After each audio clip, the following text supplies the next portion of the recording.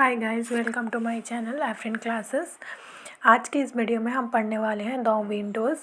हम poem start करने से पहले हम इंट्रोडक्शन देख लेते हैं, फिर पोएम स्टार्ट करेंगे। ओके, तो चलिए शुरू करते हैं इंट्रोडक्शन से।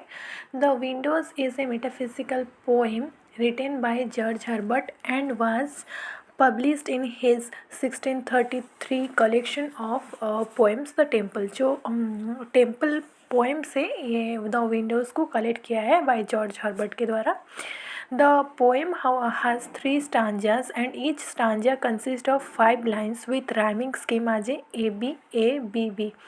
तो इसकी राइमिंग स्कीम ये है और इसकी जो ईच स्टांजा कंसिस्ट है वो 5 लाइन्स में। In the poem, the poet compares human soul with the window of a church and thus uses window as a consist। जो इस पोएम में है कंपेयर किया गया है ह्यूमन सोल को, ह्यूमन के जो आत्मा को और चर्च के विंडो को। तो चलिए पोएम देखते हैं।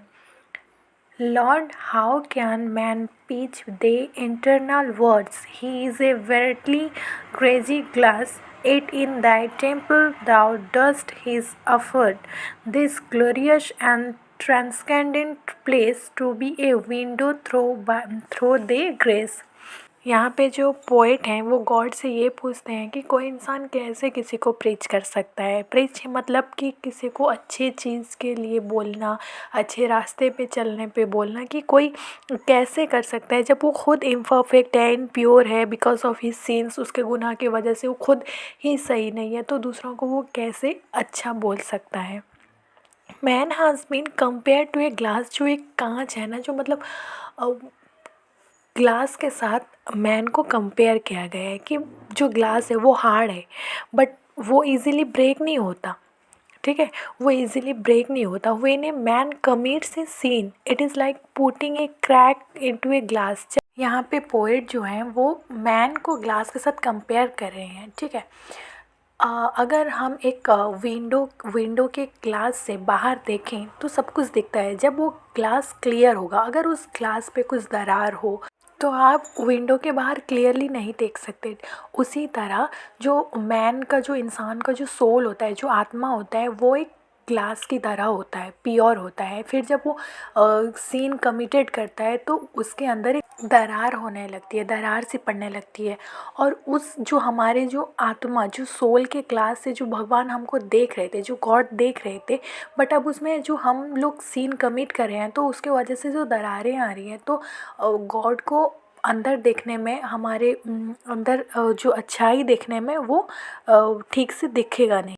But when thou dost annul in glass the story, making thy life to shine within, the holy preachers then the light and glory, more reverend grows and more doth win, which else shows what is black and thin।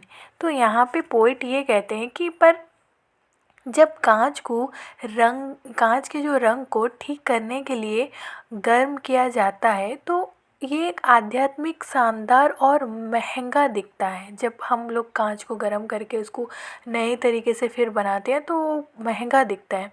इसी तरह भगवान के रंग में पवित्र जो हो जाते हैं, पवित्र माध्यम से जो चमकने लग जाते हैं, तब भगवान का प्रकाश अधिक सम्मानजनक हो जाता है और आध्यात्मिक श्रोताओं को, जो हियरर्स को जीत लेता है। ऐसे श्रोता जीवन और शब्दों से नहीं जीते जाएंगे जो कि पानीदार और धुंधले और पतले हैं।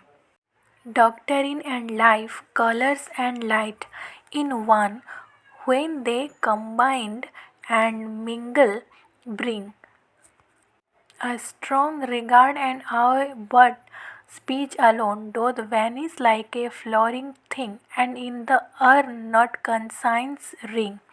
तो यहाँ पर कवि क्या कहता है, यहाँ पे पोएट क्या कहते हैं? वो कहते हैं कि जब सिद्धांत और जीवन, रंग और प्रकाश एक से संयुक्त और मिश्रित होते हैं तो ये कांच की तरह एक महान प्रभाव लगाता है।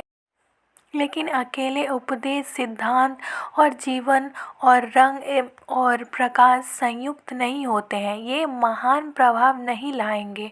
यहाँ पे पोएट कहते हैं कि जो स्पीच है वो एक जलते हुए की तरह है, लोग केवल सुनते हैं।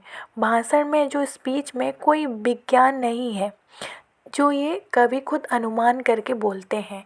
तो ये पोइम में कवि जो है, जो पोएट हैं, वो बताते हैं कि एक ग्लास और एक मैन का सोल कितना जैसे प्योर होता है।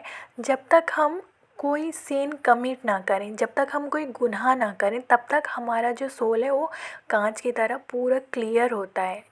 और गॉड को वो एक विंडो जैसा लगता है कि विंडो के जैसे बाहर जो भी है हम विंडो के अंदर से देख सकते हैं, वैसे ही गॉड को वो विंडो के जैसा है।